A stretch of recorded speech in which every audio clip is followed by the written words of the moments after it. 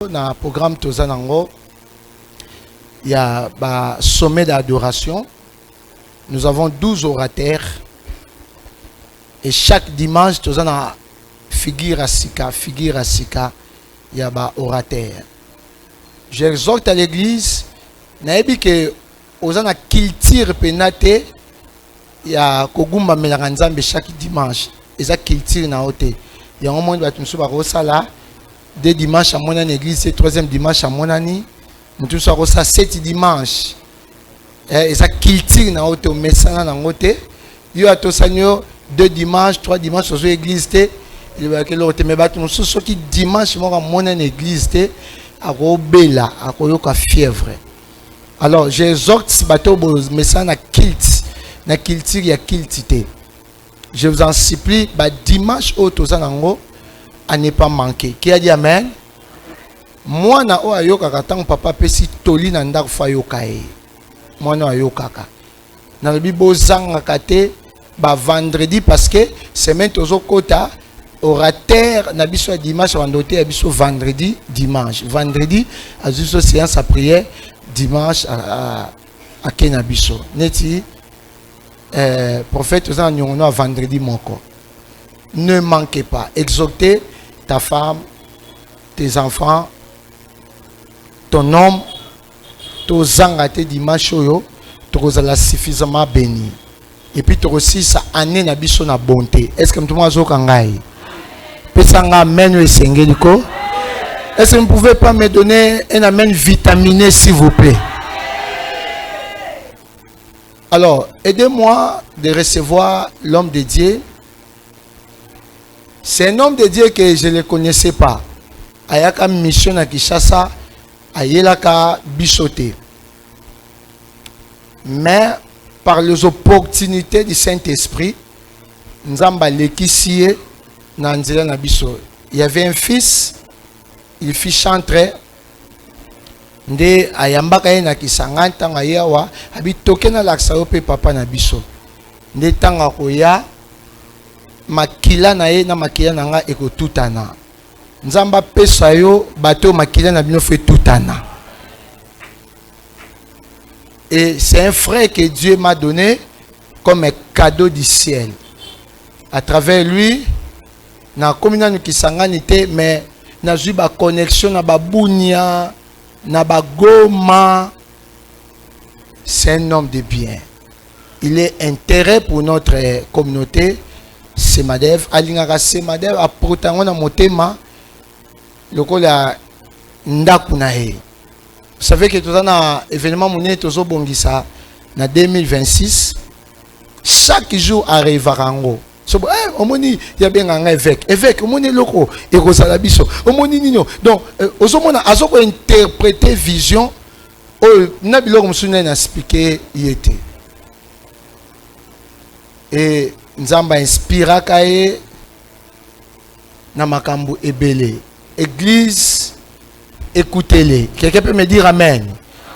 Il a des choses de Dieu, il y a qu'à communiquer biso. Je parlais de l'homme de Dieu, les prophètes, Joël, Kaninda Mutombo. Sous nos acclamations, nous recevons l'homme de Dieu. Talamabo kwango. Talamabo kwango so pesa mosali ya Nzambe. Merci.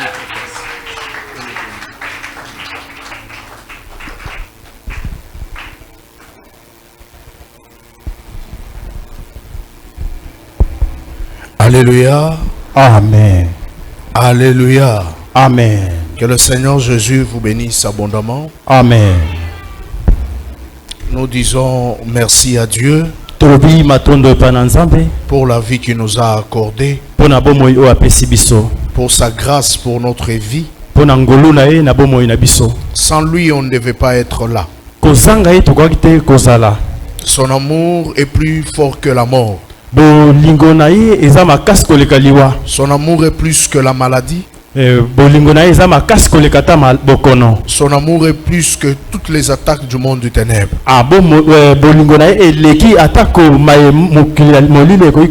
C'est pour cela que nous lui disons merci.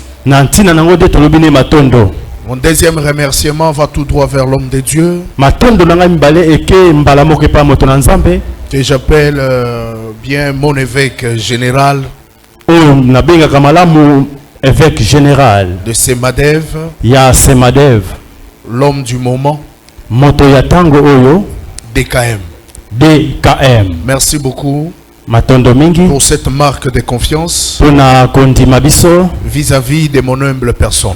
pona ntina ya kondima ngai. Je dis merci à l'ensemble des hommes de Dieu, des servants Matondo na lisanga nyonso bana na Nzambe qui sont en train d'accompagner cette grande vision. oyo wapi bazotambola na se moniselo oyo Que le ciel se souvienne de vous. ete lola ebanza na bino. Toi qui es venu dans ce programme spécial, Yo oye na likindo oyo ya bokeseni laisse que ta vie soit aussi spéciale ce matin. tikete bomoi na yo pe ezala spécial na tongo lelo. J'aimerais que tu puisses mettre ta main droite sur ton cœur. Nange pe otia loboko na mobali na motema Dis à Dieu, Seigneur, ce matin parle-moi. loba pa na Nzambe nkolo na tongo lelo Que lobelanga le Seigneur te parle ce matin. ete nkolo lobilo na tongo na lelo. Est-ce que tu peux lever ta voix? Oyi kotombola mongongo na yo Dire à Dieu de te parler ce matin. koloba na Nzambe lobilo na tongo lelo. Prions au nom de Jésus. Tosambeli na kombo na Yesu. Père éternel, Tata yawa likolo toi qui es notre papa, yoza papa na biso nous sommes venus ici pour toi. toye a pona yo Nous ne sommes pas venus pour un homme.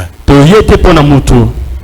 C'est pour cela que nous avons besoin que toi seul que tu puisses nous parler. Tozana posa ete kaka bobele yo moko nde olobela biso. Car toi tu connais le cœur de tout un chacun et nos désirs. Po ete yo yebi bapota ya moko na moko pe motema ya moko na moko. C'est pour cela que nous prions que le Saint-Esprit puisse ouvrir l'esprit de tout un chacun. Yango tosambeli ete molimo mosantu afongola molimo ya moko na moko. Afin que cette parole puisse trouver place. Petre liloba oyo ezwa esika. Je t'en supplie, Père, Na bondelo tata que je puisse disparaître, ete ngana limwa que tu puisses apparaître, yo nde omonisama.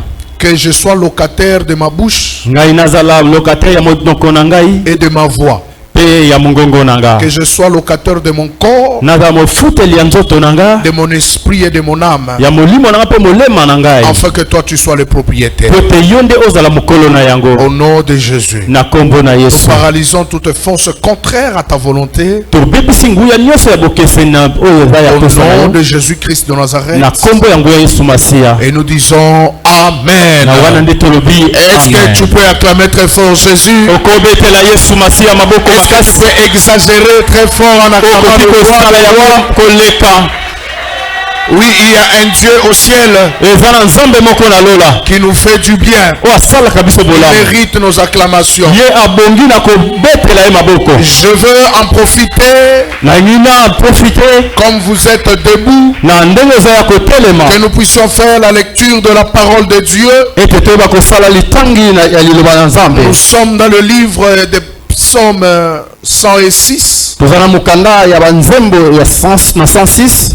et nous allons lire le verset 36 à 38. Pe tokotanga verset 36 pe na 38. S'il y a un bon lecteur, il peut le faire. Psaume 100. 106, le verset 36 à 38. S'il a trouvé, si quelqu'un a trouvé, il peut lire. Soki moto amoni yango akoki kotanga. Toi non. Je lis la parole de Dieu au nom de Jésus-Christ. Amen. Ils servirent leurs idoles Babandaki kosalela bikeko na bango qui furent pour eux un piège.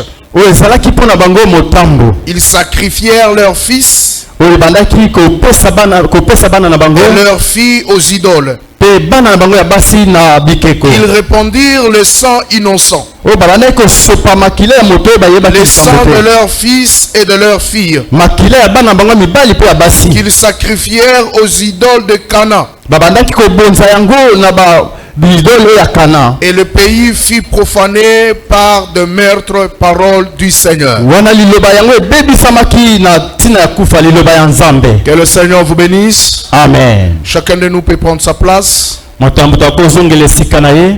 Soyez bénis. Amen.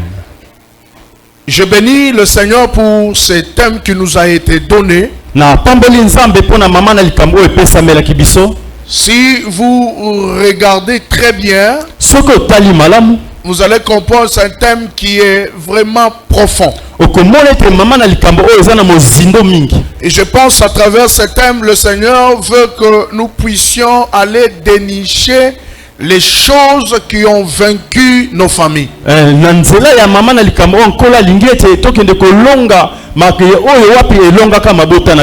Bien-aimés dans le Seigneur, vaincre n'est pas quelque chose qui est facile.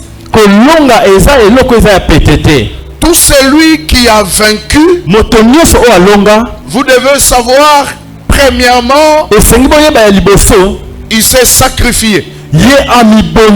Sans le sacrifice, il est très difficile d'avoir la victoire. Je pense l'évêque nous avait bien expliqué. Et j'ai beaucoup aimé la manière dont il avait expliqué cette thématique.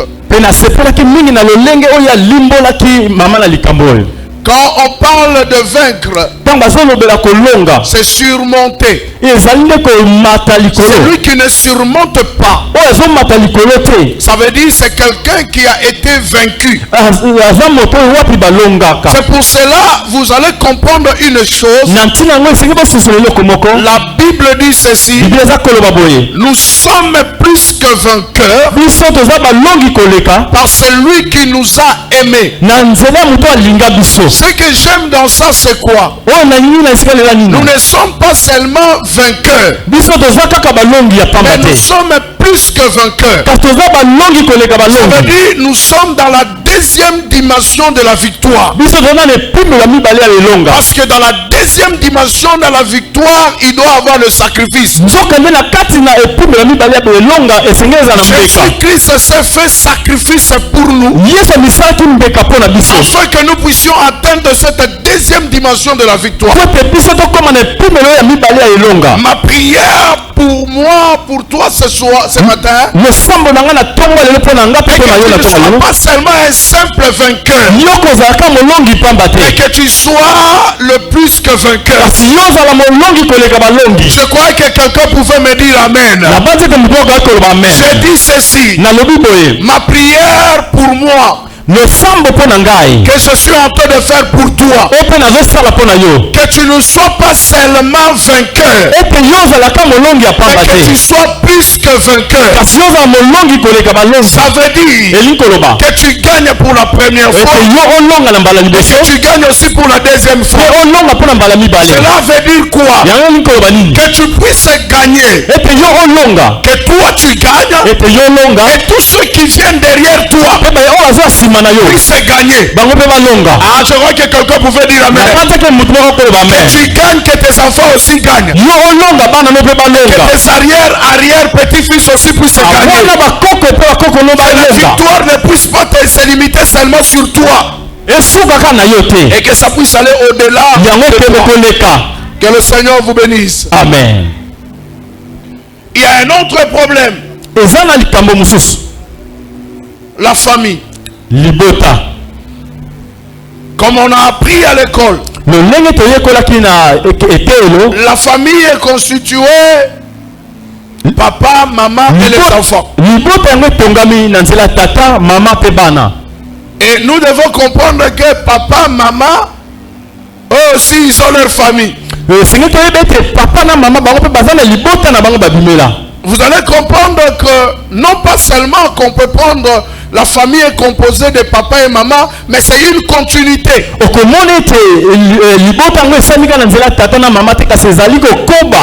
Et la famille a comme base le sang. Ça veut dire, si la famille existe, c'est parce qu'il y a un sang qui existe. Sans ce sang-là, la famille ne peut pas exister. C'est pour cela vous allez remarquer, on est en train de parler de la destinée. Ce qui a vaincu ta famille peut te vaincre aussi. Autrement dit, ça veut dire quoi? Ce qui a vaincu ton sang parviendra aussi à te vaincre. Ce que ton sang n'a pas vaincu peut te vaincre aussi. C'est pour cela qu'il est très important de participer dans ce programme. J'aime la sagesse et l'inspiration de l'homme de Dieu. Parce qu'il a dit, il a dénommé cela au sommet de l'adoration. Ça veut dire celui qui adore Dieu, quelque part il doit être vainqueur. Oh, je crois que tu pouvais dire amen. Je crois que tu pouvais dire amen très bien. Que le Seigneur vous bénisse abondamment. Amen. Je suis en train d'aller lentement, on va monter. Amen. Rassure-toi qu'aujourd'hui, Héroïna. Rassure-toi que le que le Seigneur bénisse abondamment. Amen. C'est pour cela, bien aimé dans le Seigneur, à ce qui concerne la destinée, l'homme de Dieu nous avait déjà expliqué. Mais j'aime quand aussi j'explique la destinée. J'ai toujours l'habitude de dire ceci. La destinée, c'est un plan, c'est un projet. C'est un projet qui n'a pas été formé par un homme. C'est pas un homme qui a formé la destinée ou qui a préparé la destinée. C'est lui qui a préparé la destinée, c'est Dieu lui-même. C'est comme si quelqu'un a écrit son livre et il s'est donné les acteurs qu'il a mis dans ce livre. C'est pour cela la destinée est l'affaire personnelle de Dieu. Mais il y a quelque chose, malgré que la destinée est l'affaire de Dieu. Pourquoi je devais vous dire ça? La destinée, c'est l'affaire de Dieu. Parce que ça vient de l'éternité. Or, nous venons de l'éternité. Mais nous nous incarnons dans un corps. Le fait que nous nous incarnons dans un corps, ce corps-là et l'esprit va croiser les sangs. Et vous allez comprendre le fait que tu as porté le corps que tu as. Tu as porté le sang que tu as. Cela peut dévier ce que Dieu avait prévu sur toi. C'est pour cela l'homme a pour problème sa deuxième demeure. Sa deuxième demeure. La première demeure, c'est l'éternité. Dieu nous avait quitté de l'éternité pour nous donner une vie éphémère qui habite dans un corps. Et c'est par mission que Dieu nous a donné ce corps. Mais comme vous portez ce corps-là, le corps a été toujours faible. Le sang que vous portez là, ce sang-là est toujours faible. Le contenu de votre sang influencé négativement ce que Dieu a préparé pour vous. C'est pour cela que vous allez remarquer quelqu'un qui a une très grande destinée, il a des caractères faibles. Si vous le regardez, vous dites cette personne peut aller loin. Mais ses caractères sont faibles afin qu'il puisse aller loin par rapport à la destinée qu'il se voit. Je crois que tu pouvais dire amen. Je crois que tu pouvais dire amen. C'est pour cela aujourd'hui, je vais vous amener quelque part où vous devez comprendre une chose. On ne joue pas avec ta deuxième demeure. C'est ta deuxième demeure là qui peut apporter des abus à ta destinée. C'est pour cela le thème nous a été donné. Vaincre Ce qui a vaincu quoi? Ce qui a vaincu la famille. Ce qui a vaincu la famille peut te vaincre aussi. C'est dans cette pensée-là que je viens ce matin pour te dire quoi? Ce que tu portes en toi peut détruire ce que tu es. Alors, ce que toi tu portes là ne vient pas de toi, vient de ta famille. C'est pour cela que j'exhorte à tout parent qui me suit aujourd'hui. Vous me suivez sur YouTube, vous me suivez sur Facebook, et vous qui êtes ici, il ne faut pas mourir sans pourtant vaincre tes propres combats. Tu n'arrives pas à vaincre tes propres combats. Ce combat-là deviendra le combat de tes enfants. Ah, tu me dis pas amen. Si tu ne vaincres pas tes propres combats, ce combat-là deviendra le combat de tes enfants. Maman, je t'interdis de mourir. Papa, je t'interdis de mourir. Jeune fille, je t'interdis de mourir. C'est toi qui es parent. Ne meurs pas sans pourtant vaincre tes propres combats. Les parents qui sont morts à ne pas vaincre leur combat, ils ont laissé des problèmes, ils ont laissé des conséquences néfastes. La famille est devenue détruite. La famille n'a plus la joie. La famille n'a plus la joie à cause des combats de parents. Que Dieu vous bénisse. Amen. Tape ton voisin comme ça. Dis-lui, tape-moi. Ne meurs pas sans pourtant vaincre tes combats. Alléluia. Amen. Alléluia. Amen.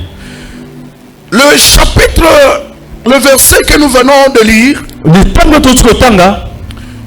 les psalmistes ici nous présentent une famille. Je voudrais vous dire que toute la Bible c'est une famille. Général. La Bible est une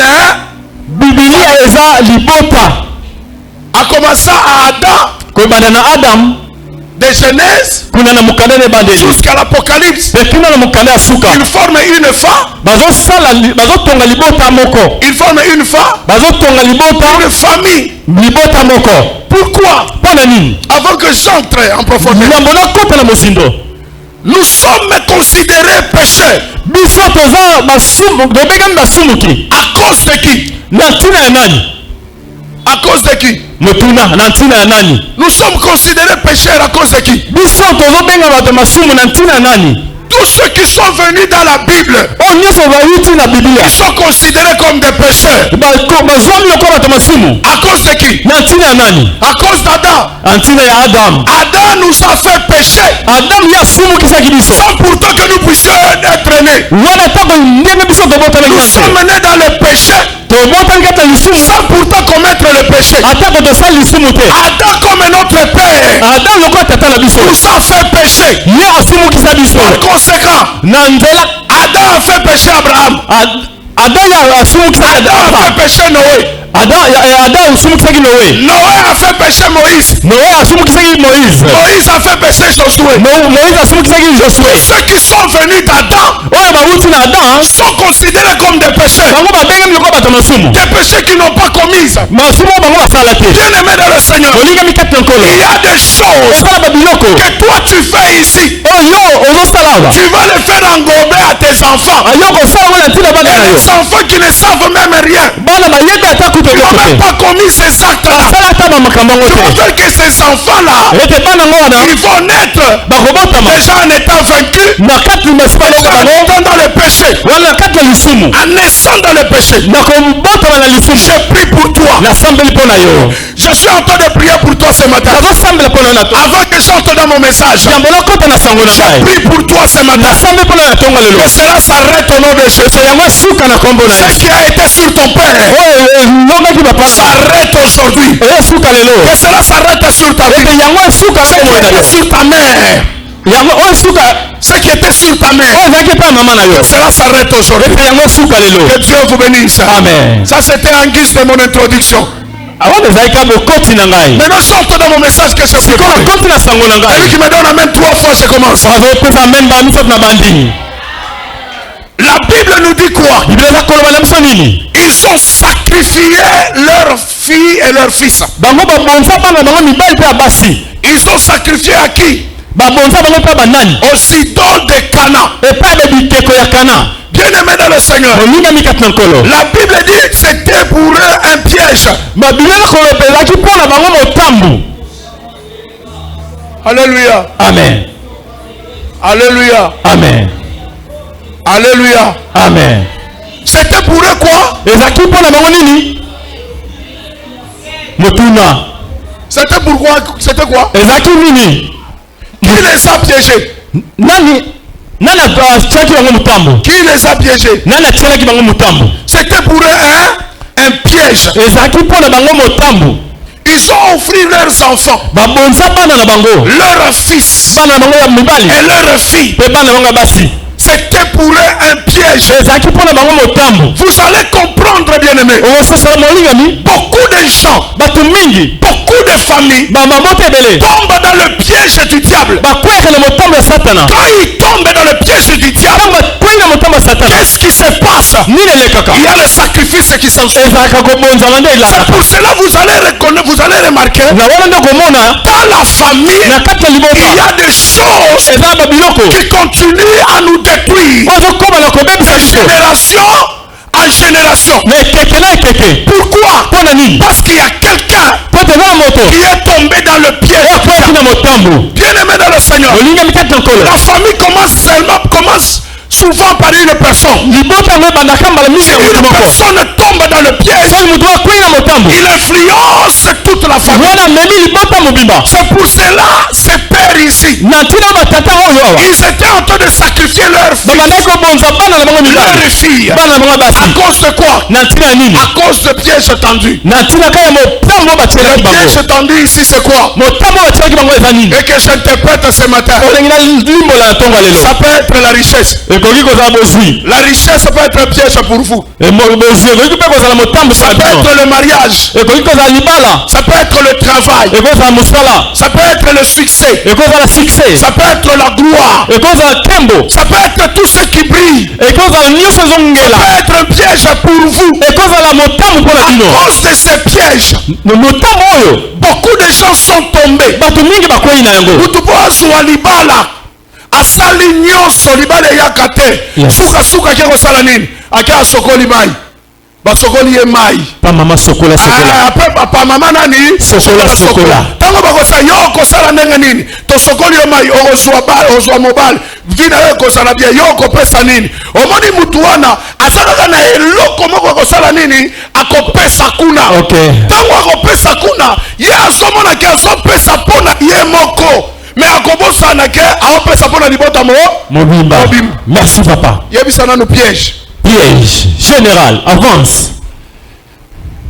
Beaucoup de gens tombent et ils sacrifient les familles à cause du piège. Votre famille est tombée dans quel piège? Ton père était tombé dans quel piège? Ta maman est tombée dans quel piège? Qui a constitué maintenant ce qui détruit la famille. Alléluia. Alléluia. Amen. Alléluia. Amen. Alléluia. Amen. Qui dit amen ou bien? Amen. Dis, pose la question à ton voisin. Ton père était tombé dans quel piège? Ta mère était tombée dans quel piège? C'est cette piège-là qui a ouvert une porte à toutes les mauvaises choses d'entrer dans votre vie. Dans ce qui concerne la destinée d'une personne, ce n'est pas un affaire individuel. Pour qu'une destinée s'accomplisse, il faut avoir un corps. C'est pour cela que Jésus-Christ a dit ceci: il a voulu ni holocauste ni sacrifice, mais tu m'as formé un corps. Ce corps qu'on parle là, ce n'est pas son propre corps, c'est les 12 disciples qui marchaient avec lui. Il lui a permis d'accomplir sa mission. Parmi ces 12 disciples, il faudrait avoir Judas. C'est pour cela qu'il a dit: il n'a pas voulu ni sacrifice ni holocauste. Tu m'as formé un corps pour faire quoi? Pour faire ta volonté. Zamba pesa yo batu malam. Amen. Amen. Le problème, c'est la manière dont tu es entouré. La destinée dépend aussi, l'accomplissement d'une destinée dépend aussi de la manière dont tu t'entoures.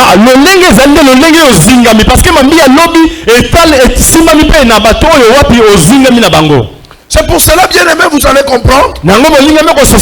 Si vous regardez la vie de David, je suis en train de parler sur le piège. Oh, le sous-thème de ce matin, le piège. Dis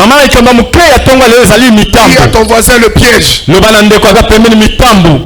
allez comprendre que un jour, David était en train, il s'est réveillé. Il s'est réveillé. Il dormait, il s'est réveillé. Il était en train de faire le tour. Et quand il faisait le tour sur le toit du palais royal, il a vu une femme en train de se baigner. Et quand il a demandé, il a posé la question. La femme là, c'est qui? On lui a dit: c'est la femme de Uri. Il a dit: allez, amenez-moi cette femme-là. La Bible dit, David, le même jour-là, il a pris cette femme-là, il a couché avec elle. La parole de Dieu déclare: après avoir couché avec elle, cette femme-là s'est essuyée. Elle s'est lavée de ses souillures. Elle est rentrée chez elle à la maison. Quand son mari était venu, parce que son mari c'était militaire, il était à la guerre.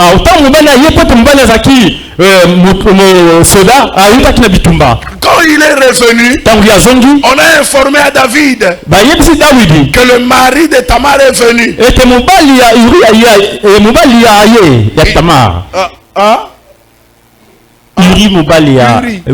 Uri. C'est U-R-I-E.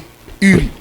Que le Seigneur bénisse abondamment. Amen. Quand il est rentré, on a dit à David que le mari de la femme avec qui tu as couché, elle est venue. La femme Tamar. Bathsheba. Quand il est rentré, il s'est vu avec David. David lui a organisé une fête. Ils ont mangé. Ils ont bu. Mais qu'est-ce qui était en train de se passer? Ce monsieur-là ne rentrait pas chez lui. Il dormait sur la porte de David. Et quand on a informé à David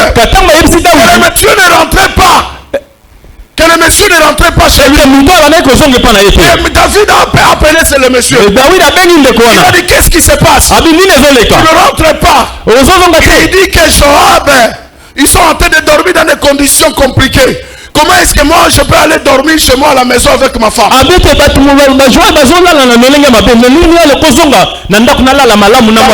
de lui regarder.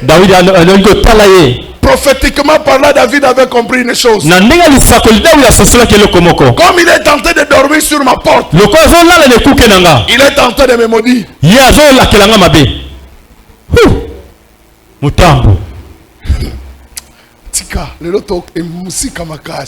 Amen. David lui a dit, appelez-moi encore ce monsieur-là. On a appelé le monsieur.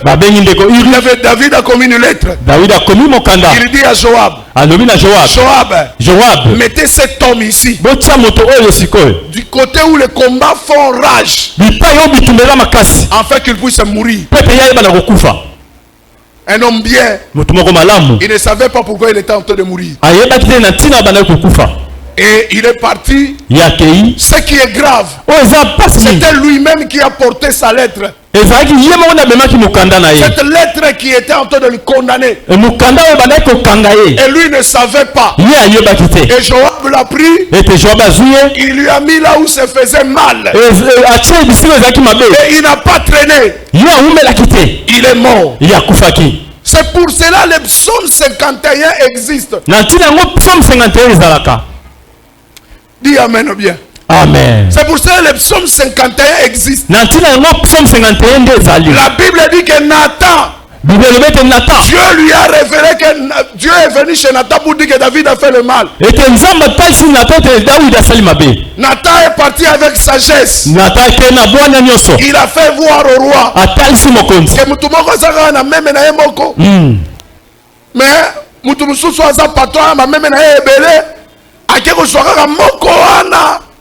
abomiye asali feta ya mbiba paya David asili qui a tombo kinani wana ko kiko sala makambo bongo alebike non et puis le prophète lui dit c'est toi mon roi. J'ai fait quoi? C'est la prière des psaumes 51. David a commencé à se repentir. Mais comme cet homme ne rentrait pas, il dormait à la porte de David. Autrement pour dire quoi? Ce que tu m'as fait, ça restera chez toi. Ça va rester à perpétuité. C'est pour cela que vous allez remarquer, David est tombé dans le piège. Et il est sorti avec la femme d'autrui. Ses enfants à lui. Il y a toujours ce problème-là qui n'ont jamais terminé. David, c'était quelqu'un qui aimait les femmes. C'est quelqu'un qui aimait les femmes. Je parle de David de la Bible. Il aimait des femmes. Et quand David, avec sa vie là, avec ces choses-là, on ne lui a pas laissé tranquille. Vous vous souvenez qu'un fils de David a couché avec la fille de David. Ils ont commis l'inceste. Tout ça c'est quoi? David était en train de payer le mal qu'il avait fait à cet homme. Ça ne s'est pas limité par là. David a eu un fils, Absalom. Il s'est révolté contre lui. David avait fui son fils. Et là où il était parti, David était en distance. Il a fui son fils. En rentrant, quand il était en train de rentrer, les gens ont dit, le conseiller d'Absalom ont dit ceci: si tu nous prouves que tu as eu ton père, si tu nous prouves que tu as eu ton père, prouve-nous que tu as eu ton père. Couche avec tous les concubines de ton père qui sont au palais royal. C'est ainsi qu'Absalom a couché avec tous les concubines de son père. Il était au palais royal. David était en train de faire quoi? Il était en train de payer. Bien aimé dans le Seigneur, vous pouvez être ici malgré votre sens d'innocence. Sachez une chose: tout acte que ton père a posé, tout acte que ta mère a posé, vous a engagé indirectement. Vous avez posé ça en tant que matière. Vous avez posé ça en tant que matière. Cette matière c'est quoi? Cette matière liquide qui s'appelle le sang. Vous avez aussi posé cet acte-là. C'est que David, toute sa vie, il était là avec des enfants troublés, une famille disloquée, une famille qui vivait dans la division. Comme David n'a pas vaincu les problèmes des femmes, son fils Salomon, quand il est arrivé au pouvoir, il est tombé dans le même piège que son père. Il a aimé plusieurs femmes, parmi même des femmes que Dieu interdisait aux enfants d'Israël. Bien-aimé dans le Seigneur, je ne sais pas dans quel piège que votre famille est tombée. Sachez une chose, cela va se répercuter sur votre vie. Cela va vous suivre votre vie. Il y a des actes makambo mususu mama basala kangote. Yes. Osali yango bebisi bana na yo. Okay. Osali yango bebisi bana na mibali. Hallelujah. Ezala makambo mususu basala kate. David ayeba kite. Eloko azo sala bana na yeba kobeba. Salomon akufaki ndenge nini? Malgré il était le roi le plus sage. Il est mort loin de la face de Dieu.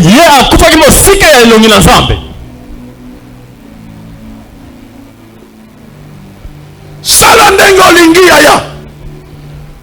Bimisa bimia wa pomba esa bien. Mais yeba ke ba acte ozo posé. Oh baby sabana ozo mema na loketo. Oh baby sa bana ozo obota déjà. C'est pour cela la Bible dit tout se paye ici-bas. Tout se paye ici-bas. Sala ndenge olingi. Yes. Oh futango yaya. Okay. Yebi sa voisin sala ndenge olingi o futango. Sala ndenge olingi kasoko futa yango. Oh futa yango yaya. Yo lelo ozobi mapomba zwa mibali abatu problème te. Zwa basi abatu problème te. Iba lolengi ozolinga problème te. Okay. Bible beta batu bambasu problème te. Lia batu na ndenge kindoki na yo wana problème te. Mais yebaka te bakokunda yo te sans pourtant ofutango. Soki yo ofuti yango te bana okobota bakosala nini? Bakofuta yango. C'est pour cela que ma famille mosusu basi batikali ba malheureux. Bazo sala nyonso vie bongaka te. Ata basali semblant kotia bakabelo. Ata basali semblant kolata ba veste mais babonga te. Bazalaka na base te. Bazo apparaître mais bazalaka te. Vaut mieux être que apparaître. Essayez que ça ne sika yo mimoni sama. Vaut mieux être que apparaître. Eza malamu ko zala pena yo o mimoni saka. Eza ba famille bazo apparaître mais bazalaka te en soi. Ma famille ezalaka unité à cause ya nini? Papa alinga mwasi moko te, papa alaki bilingalinga, alingi ya gauche, alingi ya droite, aboti sikoyo bana nyonso bazoya bayokanaka te. Eyo mema nini? Eyo mema liwa. Amen.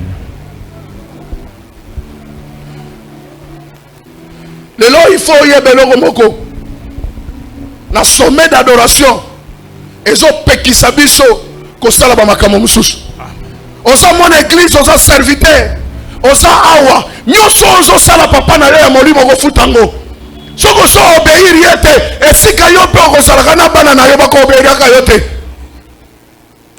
Ah, faso ozo fana kimi ozo kamuisanga. Ezokota papa. Faso ozo fana kimi ozo kamuisanga. Loba amen ya bien. Amen. Loba amen ya bien. Amen. Yebi sa voisin, ko sakana tena ba acte ozo poser. Oh bengana bana batu bapesi obatu obatela bango o traité bango mabe yebaka ke bana na yo pe bako traitaka bango nini mabe. Ce qui a vaincu ta famille peut te vaincre aussi. C'est pour cela maman kolala te. Yes. La muka. Amen. Que tu dois te réveiller. Il y a des choses très importantes. Ces choses-là qui sont très importantes. Et plus que l'argent que tu cherches, plus que les habits que tu cherches, plus que tout ce que tu es en train de chercher, ce que tu dois chercher, c'est vaincre ce qui a vaincu ta famille, détruire ce qui a détruit ton père, briser ce qui a brisé ta mère, briser ce qui a brisé tes frères. C'est la chose la plus importante. Si tu ne le fais pas, ça arrivera à te détruire. Si ce n'est pas aujourd'hui, même demain ça va te rattraper. Même demain ça va te rattraper. Il y a des gens qui se sont glorifiés. Ils se sont dit qu'ils sont forts, qu'ils ont réussi. Et après quelque temps, on les a vus rabaisser. On les a vus tomber. On les a vus dans le néant. Je suis en train de te dire, maman, ce matin, que tu puisses te réveiller. Réveille-toi, maman. Réveille-toi, papa. Longa bitumba nzala. Bana na baolala nzala te. Longa bitumba libala. Bana na bakosanga kobala te. Longa bitumba mabele. Bana na bakosanga mabele te. Olo ba meni abiato pesanga kanda. Général. Pesanga kanda yaya. Yebisa vaza na litoi. Longa bitumba kolala nzala bana na baolala nzala te. Yebisa na litoi. Longa bitumba libala bana na baoza na difficulté ko balate. Parce que dans chaque chose, il y a ce qu'on appelle la référence. C'est pour cela Nzamba lingaka se réfère à Abraham. Abraham, il est notre référence. Dieu lui-même se réfère à Abraham. Il dit, je suis le Dieu d'Abraham. Parce qu'Abraham a vaincu. Isaac a vaincu. C'est pour cela que Dieu s'identifie comme ça. Quand il y aura des problèmes dans ta famille, quand il y aura des difficultés dans ta famille, tu diras, ma mère s'est mariée. Je veux me marier normalement comme ma mère. Oh. Autant on soit comme ça, mais papa n'a asala kitanga zaki na bomoy. Ou bien olo batana ko samba papa nanga sala ki somerte. Papa nanga sala ki na musala na ko sala yango. Si tu pries dans ce sens-là, la victoire de ton père sera ta victoire.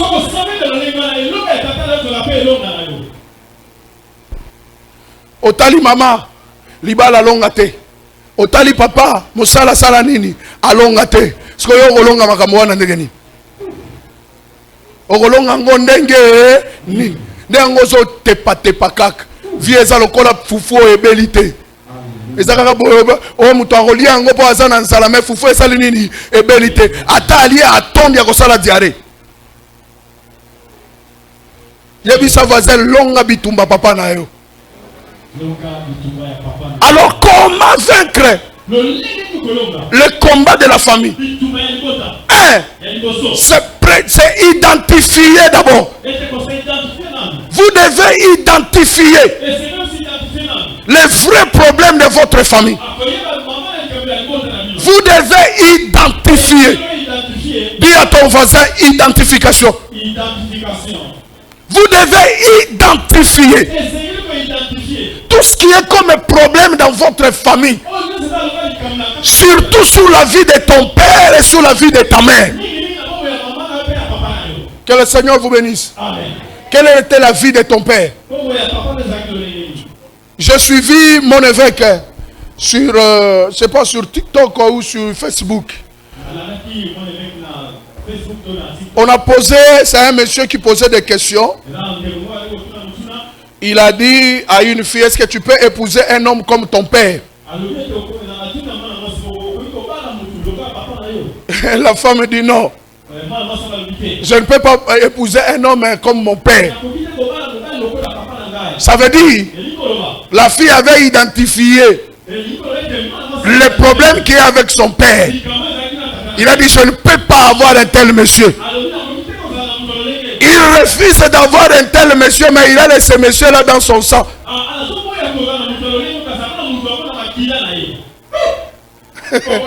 Il refuse d'être comme son père, d'avoir un mari comme son père. Mais son sang, le sang de son père. Alors tu vas le refuser comment?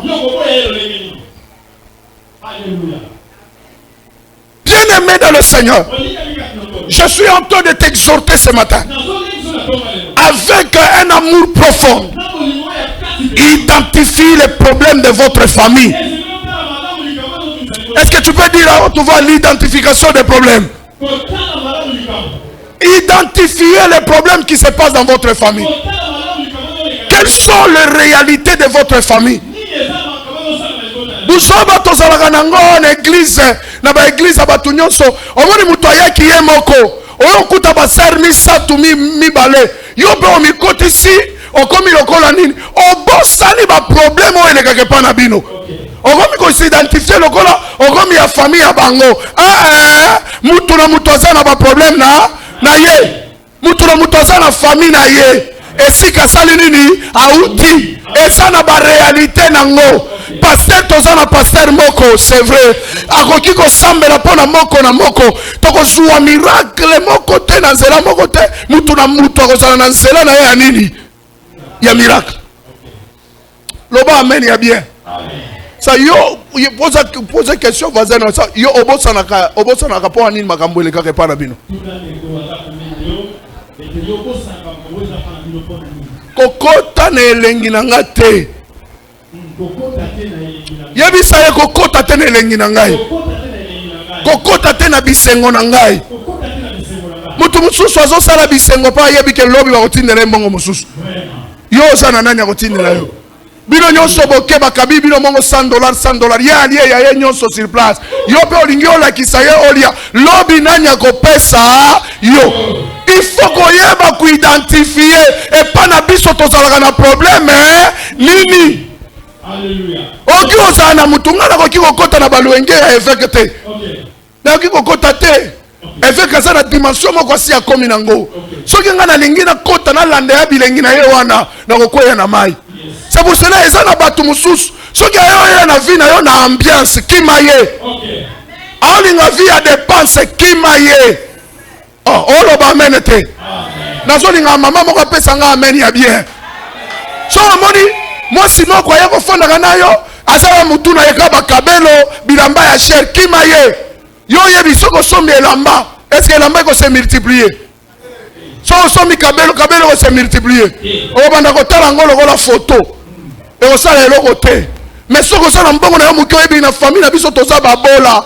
Mbongo na nga muke na zozuwa. Na kona kende kola na makambo ya bilamba te. Na multiplier na mbongo oyo. Soki na koti makambo ya bilamba na olala nzala lobi bana bakokende classe te lobi na kosenga kosunga batu olie na kende kolanda via kolata lata na chambongo oyo na tanga te salata commerce mo muke yo busoba na biso kolanda ka ba ambiance batu o kote na mutu est-ce que ngai oyo nakoki kosala concurrence na prophète nani nini nani oya te biso récemment nani Ben Rock to sala na concurrence ya nini soka meminga na restaurant ya a dépensé $300 ngana ko sala mutu makasi neke nina ke no dépenser $300 e ko uta wapi atata ona zo dépenser yango ta ona ko songa na ndako ko sala nenge nini tala ne ozala kazoba papesi bino 100,000 oke na boato meli nyonso ne sozozonga na ndako lisusu eloko ata moko te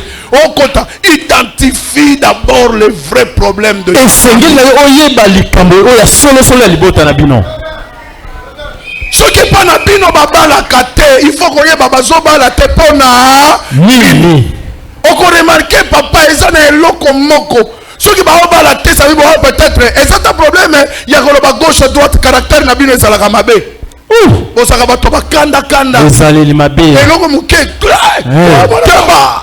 mwasi azosala na tremblement azolenga soko pusani akomona mobali nini akolinga afanda na mobali mosusu lokola yo olobaka na sete mongongo na yo ezalaka kaka kilomekolo nani akofanda na yo nani mama na nga oyo abali te mpo nini papa na nga des fois tokondanaka bapapa boyebaka te bapapa bakimaka nini otala mama aza lokola rambo otala yebo otala mama kanda tiawa tina kanda makambo maloba mabe na munoko ukikala kofinga siko papa nini akondima ata botisaki yo papa nini akokikondima kotina yo toli ya pete akokende koluka esika oyo bazobembelisa ye baopesa ye respect. Dis à ton voisin, identifie les problèmes. Loba na moninga ete mona pena likambo ya libota na bino. Omoni atako bika na mutubia, il faut savoir l'identifier d'abord. OK. Papa ko bika bongo te. Amen papa. L'identification d'abord. Et sengi ko simba na malamu. Ngana mwana fulani. Yes. Mama nanga fulani. Et pas na biso, on a remarqué ça boye. Et ça le makaboye po anini, ça se fait comme ça pourquoi? Et ça le makaboye po anini. Commence à chercher pourquoi ça se passe comme ça. Tu commences à avoir des idées pourquoi ça se passe comme ça. Cela va te permettre de bien prier. Et de les détruire. Qui dit amen? Amen. Est-ce que j'ai parlé à quelqu'un ce matin? Na 2 points na cité ce qu'on a makambo na ngai. Yoka bien aimé, attends. Il y a des choses, hein, si tu ne l'identifies pas, tu vis comme un ignorant. Ça va te réclamer le jour de ta gloire. Si tu n'identifies pas bien ton problème, le jour de ta gloire, les problèmes vont te réclamer.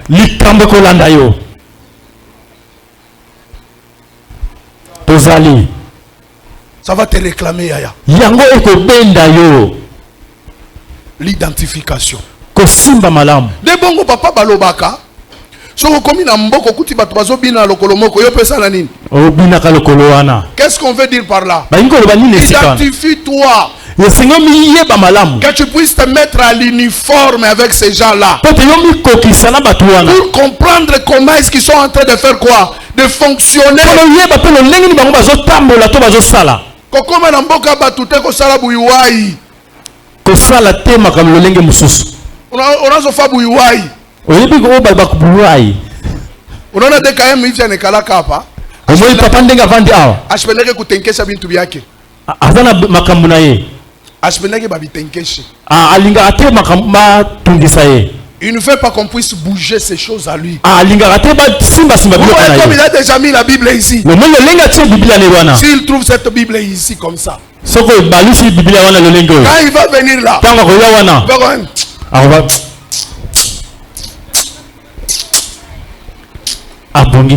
Thierry, nanya simba kibilongo na ngao. Akotuna yote yoza wana. Yako kufagana nani? Na Thierry. Thierry. Nanya kwa touché bilongo. Peut-être ayemi ke yondo osala kinini. Touché ki angome. Thierry, sina hivi saka yona ningaka na bilongo na ngate. Na ningaka boyete. Depuis omonye kei. Kobika na ye, il faut koyeba ye. Amen. Loba amen ya bien. Amen. Oyeba ke ce que loko na ye eza boy. Ce que toyoki kaka aye. Okome omoni abao bazui ba kombo, ba ba kiko bouger biloko kotoyo. Ne omoni siko akoti, ba tunyo so ba fandi kimia, siko ba sotal. Siko ba tango ye pe azokota. A vérifier. Abo kamisu. A vérifier. Okota koti na chambre, abimi, akena toilette, azongi boy général. Général. Oyebi ke awa akuta na eloko oya salaka nini? Asepela kanango. Que le Seigneur bénisse abondamment. Amen. Il est très important d'identifier les problèmes. Amen. Kolonga bitumba famille na bino il faut koyeba ango nanu. Amen. Kobika kalokola mutu a désordre na mutute. Amen. Osu occasion ya mobali oyebe pa na bino babala kateme ozosala mobali wana basiera ko kende ko tika lokola bayaya na yo. Okay. Ozu na mobali tia mayele tia losambo. Tia ba offrande tia biloko.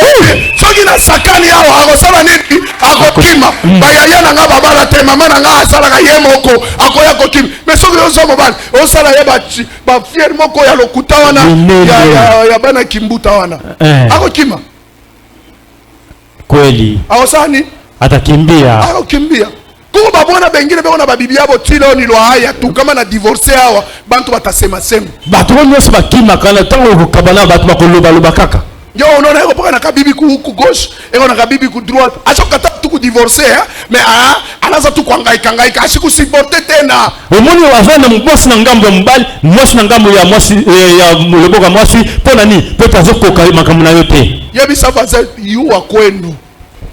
Yes. Yuwa kwenu. Yeba epa na bino.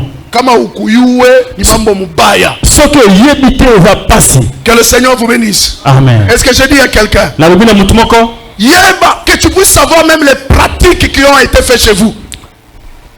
Les pratiques. Et Seigneur yeba ma salama epa na bino. Qui s'est passé chez vous. Oh salama epa na bino. Deuxième point pour terminer. La sanctification. Tu ne vaincras jamais le combat de votre famille sans la sanctification. La sanctification que je parle ici, je parle de la mise à part. Si tu ne veux pas te faire, si tu ne veux pas être mis à part, il te sera très difficile de vaincre le combat de chez vous. Si tu n'es pas mis à part, il te sera difficile d'avoir la victoire familiale. Ceux qui ont eu la victoire familiale, ce sont les personnes que Dieu a mis à part. Moïse a été mis à part. Abraham a été mis à part. C'est pour cela que Dieu a dit à Abraham, la famille de ton père, de ta patrie, où moi Dieu je te dirai, c'était la mise à part. Si tu veux être comme les membres de ta famille, tu n'iras nulle part, tu ne feras rien, sois mis à part. Tabino na lopango wa famille, bima na lopango wa famille. Amen. Zala mutu mususu. Amen. Zala pembeni na famille na yo. Obanda kotala bango na musika. Okay. Alléluia. Amen na yo so sepelisanga. Général. Amen na yo so sepelisanga te. Yabisa mutu so pembeni la mise à part. Mise à part. La sanctification. Ko bulisama. C'est pour cela dans la prière sacerdotale. On va lire pour terminer. Acte 17. Mon évêque. Évêque général. Est-ce qu'on peut nous lire Acte 17? Non, Jean 17. Jean 17. Ouais. Jean 17.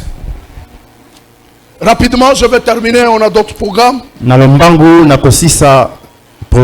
a quelqu'un qui a trouvé Jean 17. La Bible dit sanctifie-les par ta vérité. Ta parole est la vérité. Papa eza mawa makasi papa naloba siko na lingala. OK. Et mawa makasi. Batu bayebaka te ke église ezalaka awa pona ko sanctifier bango. Batu bayebaka ngo te. Soko sa l'église Zamba azosala yo nini? Azosala nini? Azo sanctifier. Qu'est-ce qui te sanctifie dans l'église? La parole qui est une vérité. C'est là. Ça se passe comment? Je vais expliquer pratiquement qu'est-ce qui se fait. Si dans votre famille vous êtes des ivrognes, pour vaincre l'ivrognerie, il faut écouter la parole de qui? Afin que l'esprit puisse te toucher. Et quand l'esprit va te toucher, il y a une force qui va naître en toi, qui va détruire cette ambition de faire quoi? C'est pour cela que tu vas remarquer quelqu'un vient en église, s'il reste assidu, il ne sera pas comme les membres de sa famille. Même si tout le monde sont colériques, à cause de la parole de Dieu, la colère va s'effacer. S'il était impudique, à cause de la parole de Dieu, l'impudicité est en train de faire quoi? Est en train d'être diminuée dans sa vie. L'impudicité est en train de fuir. C'est pour vous dire quoi? La parole de Dieu nous sanctifie,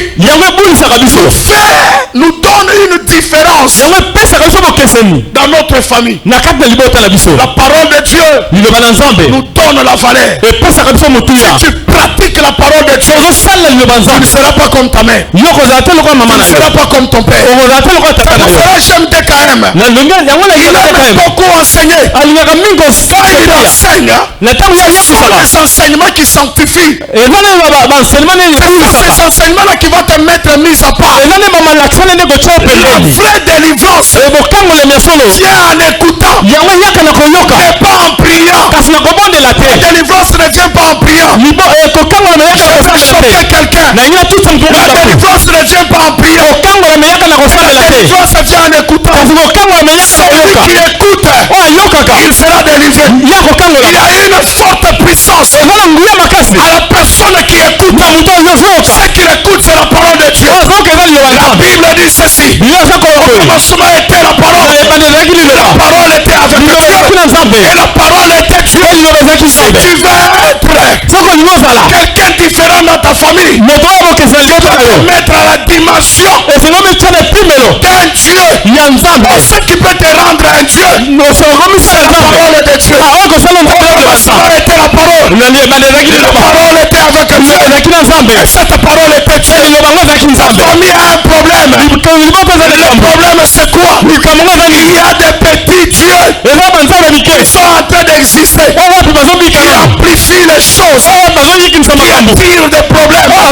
Si toi tu ne deviens pas un Dieu, il te sera difficile de vaincre le problème de notre Dieu. Ma prière ce matin, dans ce sommet d'adoration, Dieu te rend comme un Dieu. Sois un Dieu pour ta famille. Sois un Dieu pour le problème de ta famille. Si tu deviens un Dieu, tu donneras la solution. Tu délivreras ta famille. Tu ne donnes pas un amen. Celui qui me donne un amen 3 fois. Il soit un Dieu pour sa famille. Sois un Dieu pour ton père. Sois un Dieu pour tes enfants. Sois un Dieu pour ta maman. Sois un Dieu pour tes frères. Sois un Dieu. Sois un Dieu. Si tu deviens un Dieu, tu donneras la solution. Un Dieu, c'est celui qui crée. Tu créeras l'emploi dans ta famille. Un Dieu, c'est celui qui donne la terre. Tu donneras la terre à ta famille. Tu donneras la terre à la famille. Je le dis pas. Celui qui dit amen 3 fois. Zamba salaya comme ensemble. Alléluia. Amen. Deuxième point. La sanctification. Aime l'église. Viens écouter la parole. Kende kotika magambo wana tokenda ki kosambela kosambela délivrance yaka te. OK. Délivrance yaka nanzela koyoka. Amen. Nakoki kosambela pona bino bokwei lobi bona muki bozaka na makambo moko wana. Et changer te. Mais muto ayokaka. Yes. Ina échange. Amen. C'est la vérité. Muto ayokaka fina esalaka nini? Ebongwanaka. Tuna fasa yo oyokaka nini? Yo yokaka nini? Motuna. Nela il faut zala différent la famille na yo. Oye ko rendre yo différent ezali loba nini? Ya Nzambe. Soki mama na azalaka na kanda yo kande ko zalepa na yo te. Amen. Soki papa na akamoyibi yo ko yiba te. Amen. Soki bango basala kindumba yo ko sala kindumba te. Amen. Po parole wana esali nini? Et sanctifier yo. Amen. Et Dieu yo a part. Soki batali yo bakomona ke bozaka na makambo na bango moko te. OK. Bakomona yo osaka na makambo ya yo. Bango pe basaka na makambo ya bango. Amen. C'est pour cela tango bako remarquer bongo. Omanda koye mona bakomanda koye pa na yo ba luka ba solution. OK. Amen. Merci papa. Tango yo kosala kaka lokola bango bakoyaka jamais koluka solution pa na yo. OK. Opoya kolonga bitumba famille, il faut osala ça sanctifier. Au moyen de quoi? Nanzela nini? Nanzela loba Nzambe. Mais biso famille na biso balonga ka biso te. To silisa bango.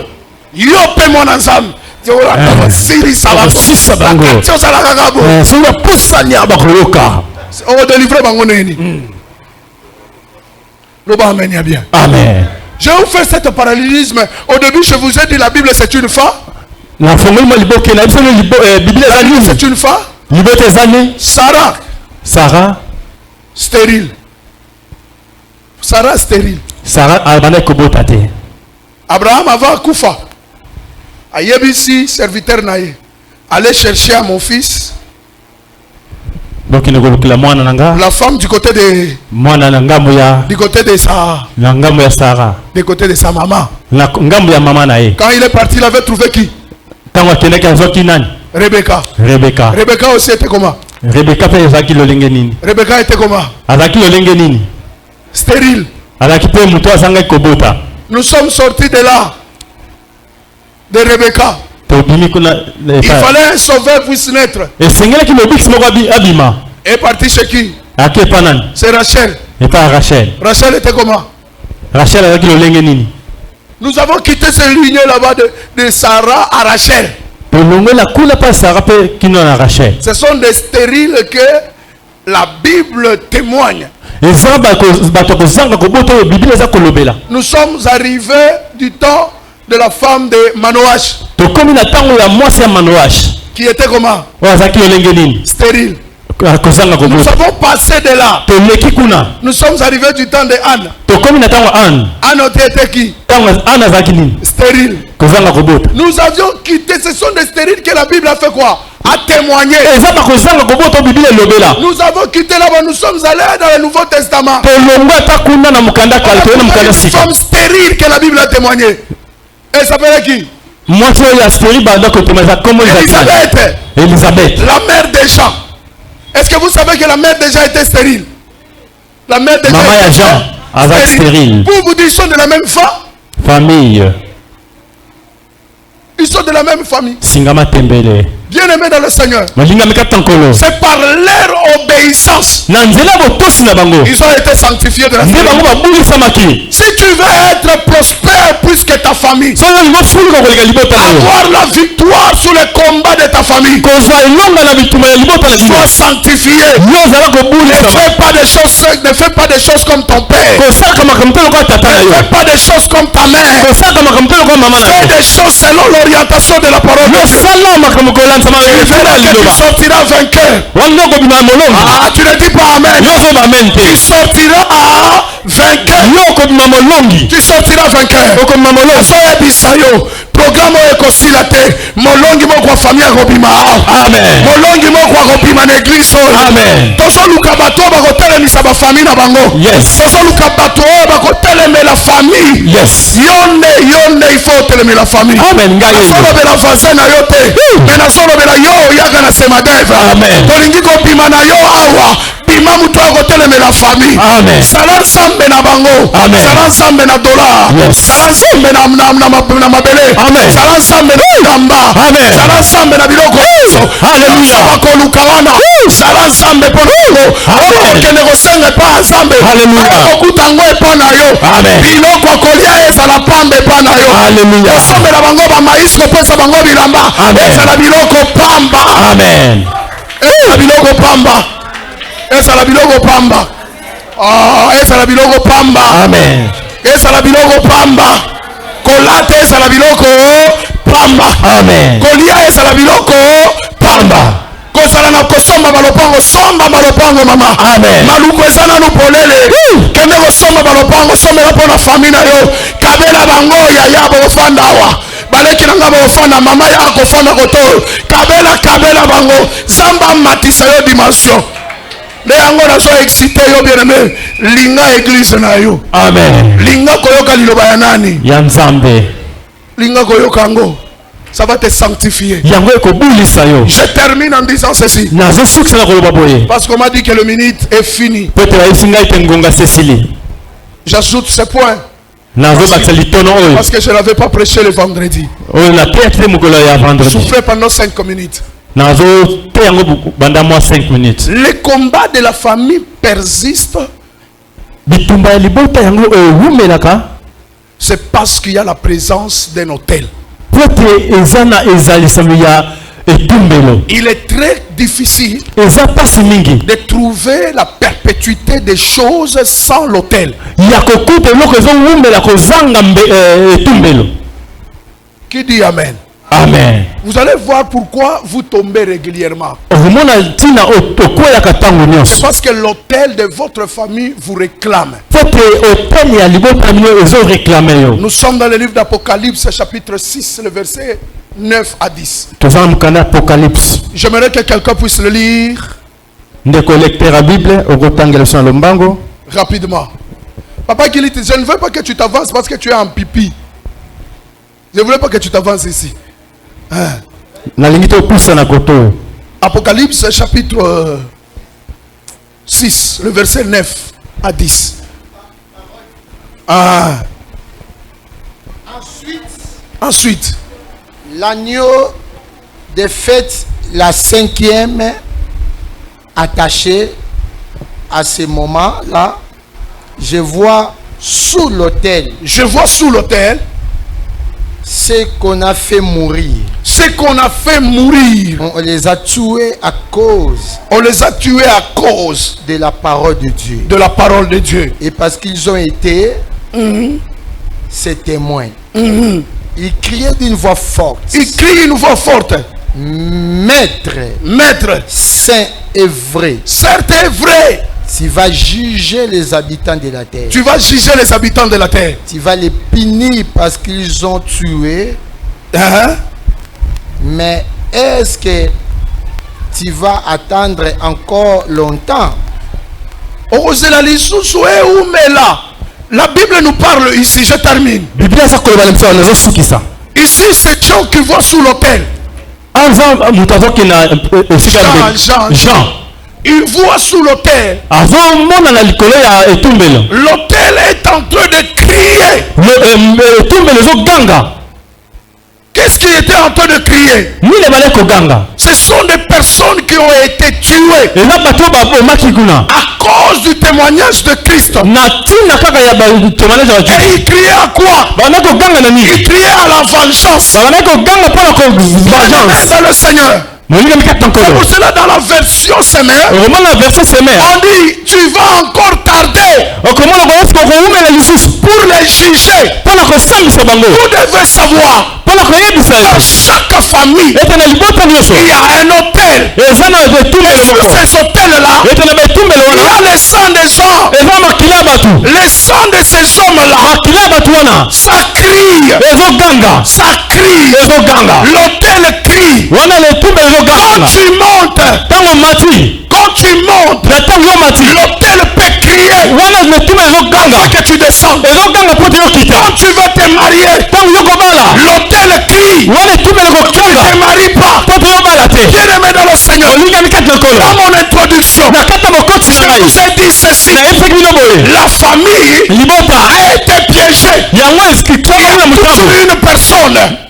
Il y a toujours une personne qui a été piégée, qui est tombée dans quelque chose. Pour que la chose reste perpétuelle, le monde des esprits récupère ça.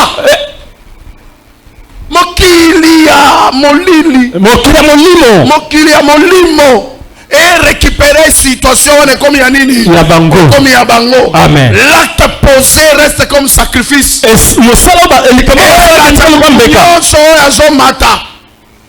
Olingio matokokweya. Olingio balokokweya parce que hôtel comme on nini. Je me souviens dans ma famille. Là c'est l'un de mes pères qui m'a expliqué ça. Il m'a dit quoi? Papa Kulutu na biso. Tango bamona ki papa na bango akufaki. Ba papa o mosusu balobi biso tozana mbongo kosunga bino te. Mais tozo salela yo eloko yo bana kosunga baleki na yo. Basali eloko wana na ebite babenga kango nini basaleli ye bazui ba chance nyonso basali nini ba pesiye aande kodia ba pasali nini ba pesiye po ye abana ko luka ko tala nini ko tala famille siko ye sali nini bato batanga mais bazo ba opportunité malamu te. Mais comme il y a ça qui yaya, basi ba pesi ba opportunité wana. Batu nyonso bazo kima kaka autour ye. Soko boti buyonde fa ya futa maternité. Atangi sabana asala nini. Siko bana ba papa o ba oboto ba papa na bango ba ene eloko te. Suka na bango ko sala ndenge nini. Tango ba o bana ba ko meka ko mata. Hotel wana ko sala nini. Koganga. Et comme sala nini ko réclamer. Bien aimé, ceux qui batonga hôtel ya sans bongo wana. Lelo bukango. Amen. De yango ezozangisa yo balate. Vraiment. Ezo rendre yo identique na mama na yo. Ezo rendre yo identique na papa na yo. Eza hotel wana. Ngana boya ko divorcer. Mais tant papa n'a pas qui rambo. Hein? N'a pas demi-frère, n'a pas demi-sœur. N'a pas katia Yesu. Abotawa. Maman, na sala nyonso kenga na ko divorcer kate. Divorce salini. Et salimi. Eza eloko ka moko esalimi na nute. Kobota awa. Ne salimité. On mona tango yo so fidèle. On mona moi ça comme gobeba. O tuna moi ça zo beba pona nini. Hôtel ezo sala ni. Réclamation. Yo ko sala na moi si mon côté. Faut sala koto yo, o sala koto. Eza pona bana ko sala ataka na bino. O mona ke libale simaka na mutu mon côté. Il faut bota na oyo ozo lingo sala 12 tribus. O sala obota bien aimé hôtel wana faut ko sala nini. Amen. Omoni papa David abana au conseil moi ebisanga général sala makasi oza na bana belete. Soza na bana belé sa souffrance. Je lui ai donné raison. Tant to sala ka calcul ata mbongo muke ko tinde la bana. O mona mutu eso sala ni? Ezo soa.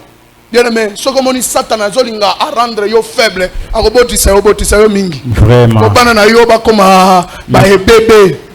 O kusanga faso ko lia balia bien te, batanga ba classe bien te. O mona eza na batwa otangisa bana na ye par année azofuta $1,600. Yo mona na yako kende kutanga na classe wana ego bandela wapi. Tala kaka dra ofinika. Tala kaka na mbeto lala. Tala kaka no porte bimira. Et ça dit beaucoup na lobakante na ndanya blague. Na lobakante na ndanya blague. O tala kaka yo moko to tika ba fantasy wana o fana yo. Tala tala ndako enye ozo kende osana ko kende église te ofani na ndako pona ka écran ka 42 pouces. Nako kende tena ta la série ona isa ba millionnaire basi bazumbong. Oli oyo ko buka, oyo ko samela, oyo kalilo ba ensemble sanctifié yo. Mais yo na tala nanu na oko tunana na elambo somi ya $25 et puis lobby et salinini et si valait. O vimba pamba yebisa ba tika ko vimba. Tika ko vimba ndeko. Tika ko vimba yaya. O mona église bino nyonso des fois culte semaine boya kate. O mona bato basi basali nini bafandi na bandako. O otali vina ye nano otala talo lenge bazali. Yo ozotia confiance na mutu wana mukolo moko ko sala nini? O kufa. Bato poto daer ba okufa mingi mama natika mukebo ninye ko ba corona ego bima kuna o mona o asali nini adaye. Akufi. O moni cancer esimbi o suka ka wapi? Ozalaka nyonso batindela yo, ozalaka nyonso bana na yo batangisela yo, okanisaka nini na mutu na yo? Okanisaka nini? Oya sungaka yo asi alongi bitumba papa na ye. Yo peso longa bitumba papa na yo. Est-ce que nalobi na mutu? Amen. Nalobi na mutu. Amen. Oh distance na kokoya kotambola, koya ekise distance na za ya kolemba. Ozana nini yaya? Ona nini? Kolosunga. Ona nini? Distance na lelo na yokika bolembu ya kwenda poko koya mipanzi ezani kaka nzaka mipanzi ezani nini na kuise na Thompson ya mikolo bakuisa ngo ezaka ba gauche yo somo na kuisa droite ezalaka te bakuisa ezaka ba gauche bokende ko talango bakuisa ezaka ya gauche droite ezalaka te kendo contrôle Colcou c'est à gauche, droite. Général. Et puis Thompson tozolia mikolonios. Je me suis sokobela, bake ba mission makila mbisi ya Thompson. Batolia gango mikolo nios. Kolia Thompson akotumba eza synonyme ke vina yo ebongi ya. Oza na bana, zala conscient. Bate kibino zala conscient. Oza na bana otika bana na yo ndenge nini famille nini yango otikela bango bana papa nini yango okende kotikela bana olia otia biloko na yo sérieux tika makambo ono za lelo côté oyo lelo gauche tia vi na yo sérieux tala lobi makambo nyonso ozosala lelo eza likolo ya bana kokanisa te kokufa obebisi bana vi ya bana ebele obebisi balibali ebele yo okomonake bana na yo bakotikaka bongo bakofuta ngo tika nano makambo mosusu récupérer bana na yo ozolanda makambo ya nzambe vi il faut échanger en profondeur échanger superficiellement te mais échanger en nini en profondeur ata jour na kozala te bana na nga babimisa mutu ata jour na kozala te bana ya bana na ngai bakobimisa mutu kombo ya kazanga elimwaka te ezala kaka na eglise te ezala mpe na babatima minene ezala mpe na baekole ezala mpe na bachaine ya radio bamituka eza oyo ezotambola bakomi kazanga esperel biloko wana sinde biloko akoluka. Amen. Lobi nalandi information epesi nga kolela namoni famille moko soki molito mokulu barekipere batima moko GLM batima wana GLM bapropriété na batima wana barekiperaki yango lobi samedi wana depuis rena kabila botolaki bango me balolanda mutu mokolo batima akufi papa ya bana akufi oyo ake korekipere batima wana c'est un petit fils a bénéficié batima Coco petit fils a bénéficié bâtiment il y a 10 étages. C'est là ils ont tout travaillé qui. OK. Yo la makila. Yo stala kaka beauté na yo buto eko bima yo yaya. Okola. Eko bima yo papa. Oko sala nini? Somoni to komina mandevo abembe tozo zonga. Ba fiero wala to banaye ko sala zomi maboga. Boga rango ya nini epesa kambongo. Epesa kambongo te. Ba ko linga yo pe puis basilisio eloko ta malonga esape. Général. Lelo ozotambola ozotuntuka wana okomona kona ekolemba yaya okolubana koluka makambo makasi nde okomisa ngo makasi nde otelema boye eko esila yaga na prière papa opesa bino baprogramme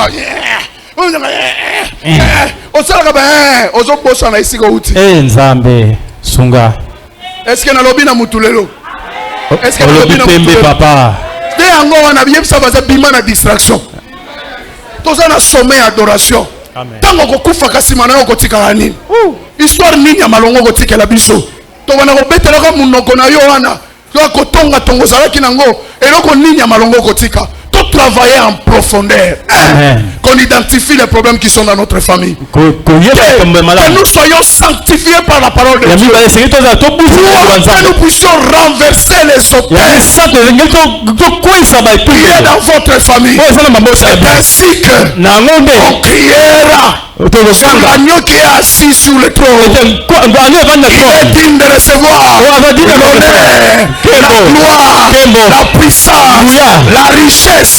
C'est comme ça la sagesse et la louange. Olinga toyemba yo sala nini osana nini koyemba yo awa me ozonyo tinase bato bakolula yo awa me ozonyo osalaka soki wapi yebisa vaze na boyi makambo wana awa moni toza koloba liloba nzambe bato mosusu presse tokende okendaka wapi yango atokenda kimbuta omeli sikre esali nini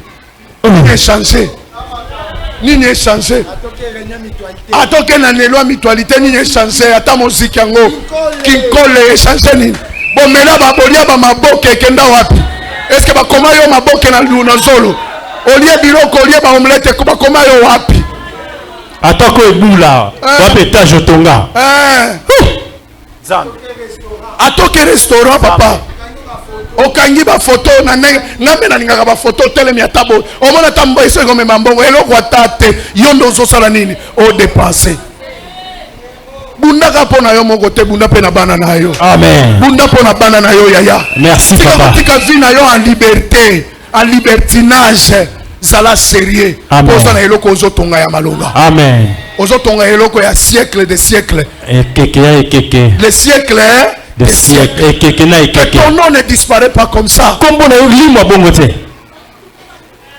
que ton nom ne disparaisse pas comme ça omoni na famille na ngai bapapa nyonso bakufa babota bango ba 5 bango nyonso basala nini bakufa mpona eloko cérémonie oyo basalaki nini basalaki na famille omona papa na biso omonya azalaki nango nde akufi na 62 ans bao nyonso moins de 50 ans bango nyonso basali nini bakufa awa na ebe nazaka na papa leki te na tantine te oyo abota papa moko mama moko azalaka te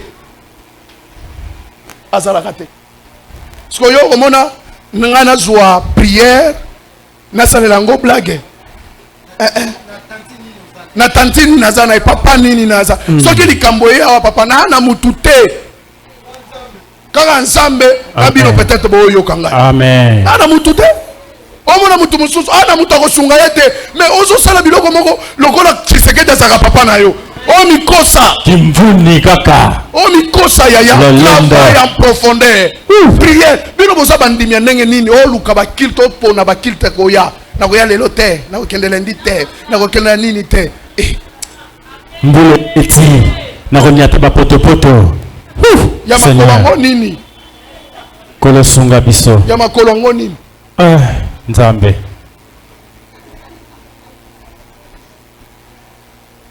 Frère, on y a rarement l'église. On y a dimanche. Yo. Vidéo. On y a dimanche. Et ça va plaisir, t'es? Boza na bata papa yo, ozo ya kilte te. Zamba oti ko buki sa yo awa. Papa, nalala kina se. Ya papa o bakanga kine comme on est là. Papa Cédric. Na sambela ki mutakala pona yo. Moi c'est une mélodie. Mais quand on a bango l'église, il y a un problème. Un problème. Ça fait combien de dimanches depuis la monarchie au dimanche wana? Ne na mona yo dimanche. Na cour semaine ata ko tinda moi si kende na na contrôler affaire.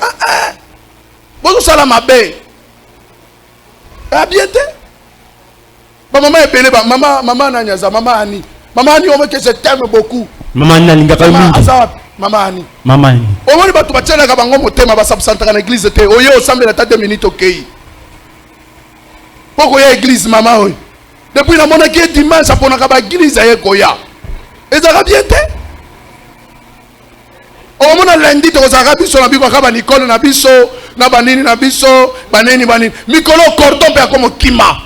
O comme vendredi cordon azate. Na moi sinaye a oyate. Nanya ya kikil talendi yao. Mais bon tonga vie na bino sur base ya nini? Bon tonga vie sur base ya nini? Na miyokeli mawa papa, na miyokeli mawa. Bon tonga vie na sur base ya nini? Bozo yawa, bien aimé, bon okominanu te. Yes. Travaillons d'abord en profondeur. Discipline dans notre église. Et on a kolonga vie. Et ça mususu soka zimbongo mukewa azokanisa kinkole, aokanisa bar, aokanisa bakende komona yo et puis suka. Et comment une église ça n'a pas besoin. To senga wa mbongo komona po mutu apesa mbongo c'est tout un problème. Mais on comment préférer mais la ba castel. Et puis atango na stati. Zaza wapi? E kwa bina mtai mbele hapa. E kwa. Asiatika. Moi c'est Anine. Moi c'est Anane. Moi c'est Anane. Yaloma. DJ. Ce qui papa gagne te. Ce qui te lobite. Nanya ko loba amen ya bien. Mama on appelle na bana komona. Mama semaine na moni yote. Ozala ki wapi? Tala. Ozala ki wapi? Omoni. Boya kate. Batu wa opona. Mama, oyaki vendredi? Vendredi lundi oyaki. Vendredi oyaki te. Po ani. Batu wa opona ba culte. Ya boko sala nini? Ya koya. Moi c'est papa Joël. Namoni na kia ko bosala. Mama oyaka culte te. Oyaka culte te. Et ça vient te. Nous sommes au sommet de l'adoration. Ce qui a détruit ton père ne te détruira pas. Ce qui a détruit ta mère ne va pas te détruire. Je lève ma main droite en qualité d'un prophète. Ce qui a détruit votre famille ne vous détruira pas. Le Seigneur Dieu de grâce qui vous sauve, qui vous libère, que les sorteurs maléfiques, qui vous les blâmes soient renversés. Amen. Au nom de Jésus, tiens-toi debout. Tiens-toi debout. Nous sommes en train de dire à Dieu, je bénis le Seigneur. Je bénis le Seigneur. Je bénis le Seigneur. Parce que tu dois comprendre ces choses. Tu dois comprendre ces choses. Reviens au premier amour. Reviens à ton premier amour. Maman, ça veut dire au monde qui a problème. Au monde qui a réalité à famille. Au monde qui va makambo belé nde suka ka yo lukanzam ko bosana te bolingo wana liboso yaka ko lukanzam batu mususu ba ko lukanzam na négligence po zuka isika ko teka ko mo bosana oyebi na salaki na mbongo ko teka te mbongo nzambe nda pesinga soki comme une église na kangi na sala na ngona zongi nanu na ko kota kilte na so préparer yanga te mais no préparer aussi pour na bana ngai amen o elonga ngai elonga bana ngate amen. Élève tes deux mains. J'aimerais que tu puisses dire à Dieu, Seigneur, je viens auprès de toi. Que ta grâce soit sur moi. Libère-moi de tout phénomène mystique qui a fait échouer ma mère et mon père. Au nom de Jésus. Élève ta voix et prie au nom de Jésus. Est-ce que tu peux prier? Est-ce que tu peux prier? Est-ce que tu peux prier? Est-ce que tu peux prier? Au nom de Jésus. Au nom de Jésus. Au nom de Jésus. Je brise le phénomène maléfique, sorcellerique qui se passe dans ma famille, qui a tué mon père, qui a tué mes oncles, qui a tué ma mère. Cela ne me tuera pas. Cela ne m'arrivera pas. Ça ne va pas m'atteindre à 40 ans. Ça ne va pas m'atteindre à 45 ans. Ça ne m'attendra pas à 50 ans. Même pas à 60 ans. Même pas à 70 ans. Cela n'arrivera pas. Ce qui a tué mon père ne va pas me tuer. Ce qui a tué ma mère ne va pas me tuer. Ce qui les a fait échouer ne me fera pas échouer. Je prie, Seigneur. Je lève ma voix vers toi, Yahweh. Je crie à toi. Toi le Dieu des esprits. Toi le Dieu des esprits. Toi le Dieu des esprits. Toi le Dieu des esprits. Toi le Dieu des esprits. Je renverse ce qui a tué mon père, ce qui a tué ma mère, ce qui les a fait échouer, qui les a empêchés de construire, qui les avait empêchés d'acheter plusieurs parcelles, qui les avait empêchés de vivre le bonheur, qui les avait empêchés de vivre le mariage, qui les avait empêchés de toucher beaucoup d'argent. Je renverse cela. Oh Dieu des esprits, oh Dieu des esprits, oh Dieu des esprits, je t'en supplie, Père. Je renverse, je détruis au nom de Jésus. Au nom de Jésus.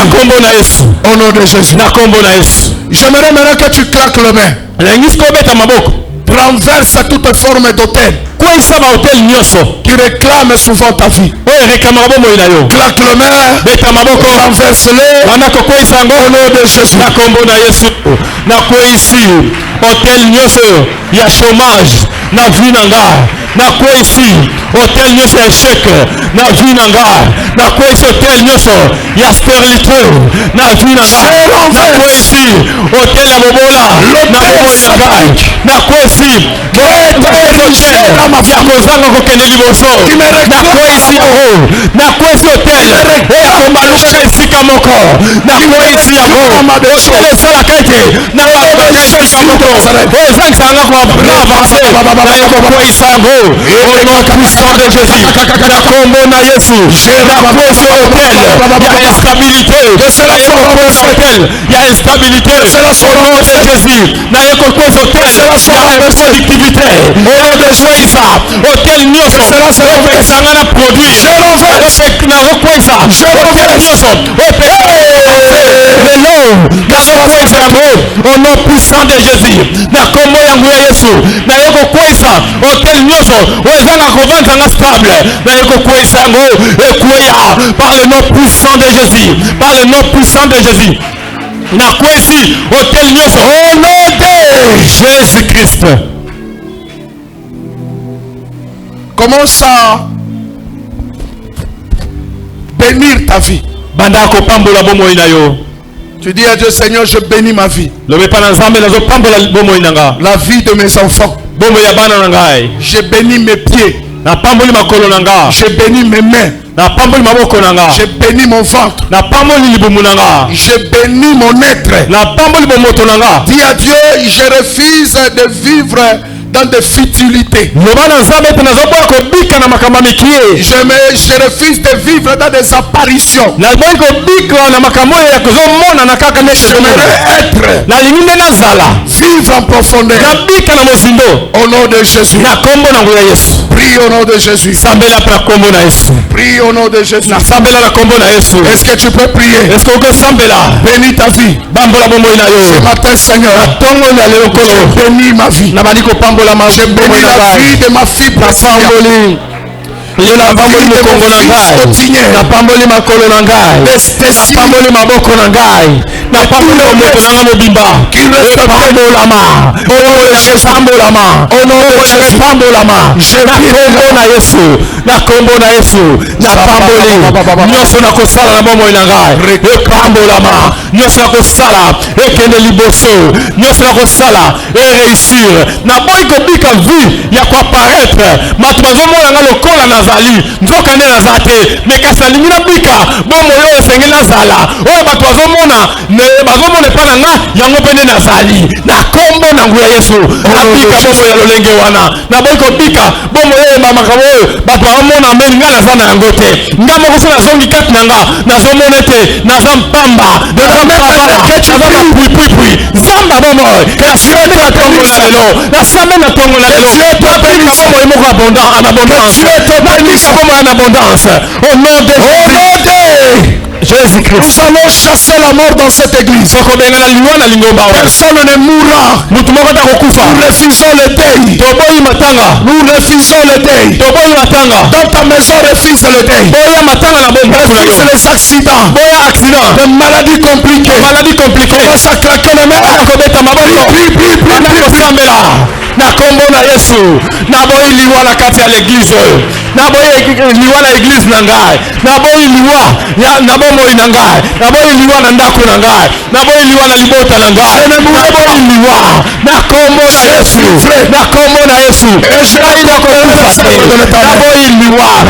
kokufa naboyi liwa kende mosika na ngai naboyi liwa naboyi accident naboyi makambo ya mabe naboyi ba surprise désagréable nyonso omemaka kolela ekomela ngai na kombo na Yesu napekisi nyonso ememaka kolela yango ekomonanga te nyonso ememaka mawa yango ekomonanga te nyonso ememaka soni ekomonanga te nyonso ememaka humiliation ekomonanga te nyonso ememaka kokitsama ekomonanga te na kombo na Yesu na kombo naboyi bakombo ya soni bakonotation nyonso bato babengaka bato bakombo ya soni Yesu Masia nazoboya yango na tongola lelo naboyi bakombo ya soni naboyi bakombo ya soni naboyi kazaka oyo balatisa ngai na kazaka kilo opesa ngai référence ya mabe Jésus Christ.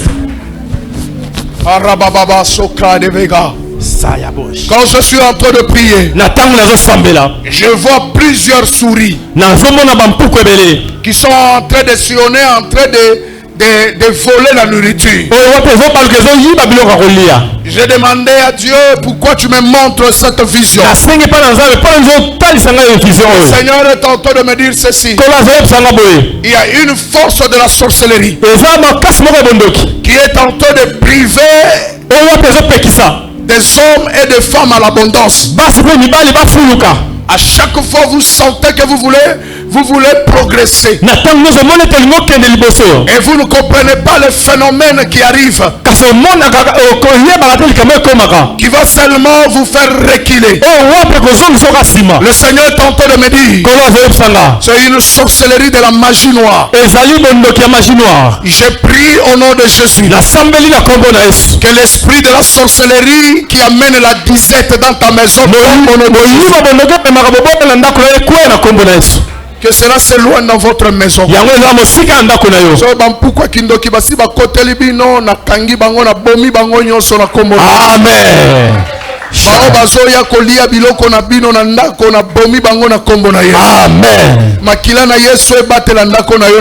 Amen.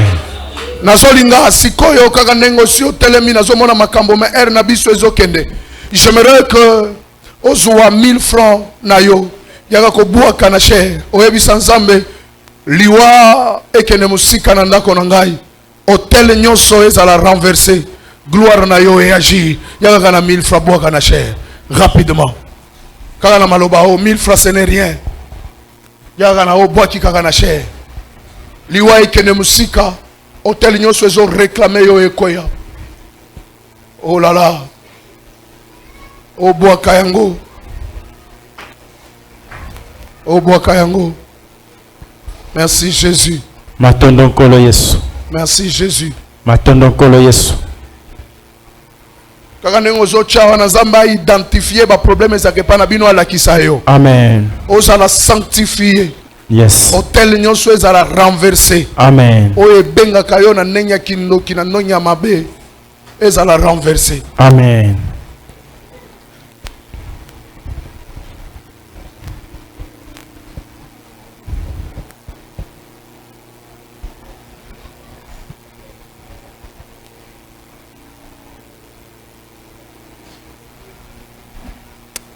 Tobeteli Yesu maboko tofande na kombo na Yesu. Que le Seigneur vous bénisse abondamment. Amen.